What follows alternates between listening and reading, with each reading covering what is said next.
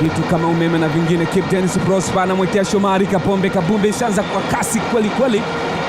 Simba wakianza mapema upande wa Joyce Lomalisa kukiwa na pressure. Tazama hiyo James. Imewekwa kwenye njia kalala tackling lakini akaukosa kwa mujibu wa mwamuzi kwamba aliugusa na inakuwa kona ya kwanza ya mchezo. Macho na masikio kwa upande wa Simba ni kumtazama Jean Otos Baleke na wameshaanza kona fupi. Shomari Kapombe anazungusha kona nzuri kabisa. Wow, ni Henok Inonga Bakavrane.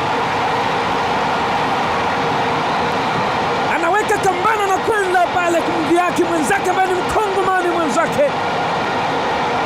Mlinzi wa kimataifa wa Kongo DRC Henok Inonga Bakavrane anamchanganya Djigui Diarra mapema kabisa. Naiona jehanamu hapa, parapanda imelia kwake.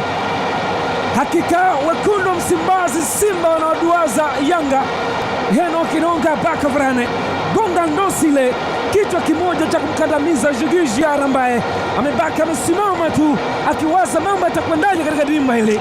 Hakika hii ni balaa sasa kwa mwananchi. Mapema tu Henok Inonga Bakavrane ilikuwa ni free header, aliluka katikati yao akapiga utosi ule ambao umeenda kutikisa nyavu.